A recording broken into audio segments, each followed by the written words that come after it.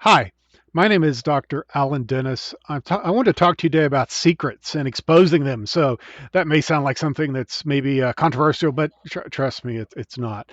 So when we get into this whole secret management thing, which is something we do talk about inside of the Lakehouse Cookbook that we're talking about today, we may want to take a look at what are these secrets first of all. So why bother with them?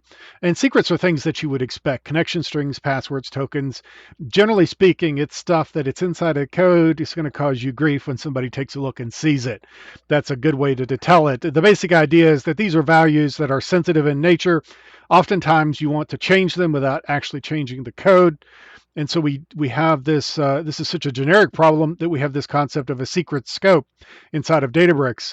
The Databricks secret scopes can be stored by themselves, or they can also be backed by Azure Key Vault as an example. So a different secret store.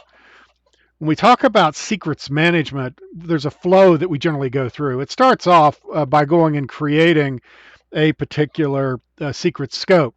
And we talk about that in the book, and it is something that is useful. Once you have that secret scope, your next step is going to put secrets into it. These are things that you're going to use, and so you add them either in the case of Azure Key Vault being your backing secret store. You may add them there directly with a nice little web UI, or you may need to do it through a script if you're using the Databricks native backing secret scope. Once you've got them into this secrets scope, you're going to want to use them. That's the whole point. So you have code that's going to read it, and we'll see code like that in a bit. And then you're going to want to test this out. Did it actually work? Did the expected result occur? And if it didn't, that's when we get into the part that's the most fun. It's troubleshooting and figuring out, well, why did it stop working? So to that end, the problem is, how do I display these things that are being stored and so on? Does it break some rules? Well, maybe a little bit, because you're adding code that could be problematic if you leave it, but it's okay during a diagnostic session to put it in and make sure that you take it out when you're done.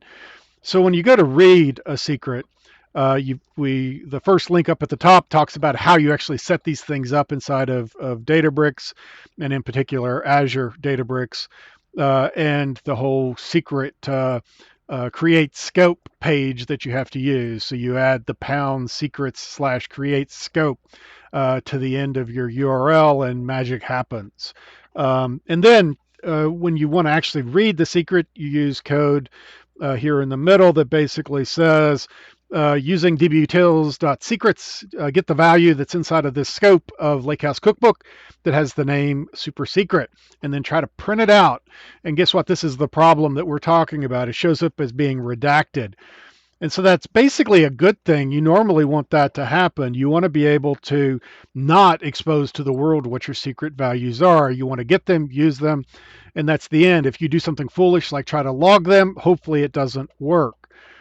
So you may, though, need to actually see it. So you may try this approach, which is basically take the secret that you got and then iterate across it. So it's essentially an array of characters.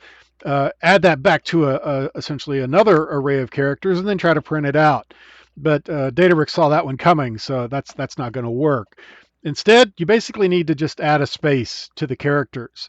And so what you'll get is a string that is the actual secret value, but with spaces in between each one of the characters. Yes, this is not rocket science, pretty simple stuff, but yet at the same time will save you some time. A pro tip: if you actually try to use that value, make sure you take the spaces back out. Yeah, that's obvious. You probably would have thought of it, but people haven't, so that's why I'm mentioning it. So think about that. And then at the end, if you're interested in learning this and other things, take a look at my book. It is available on Amazon as well as on BPB. It's a great resource at a great value. As always, if you have any questions about this or anything else, let me know. I love to hear questions. I love to know that people are using this stuff. Stay safe. We'll talk again soon.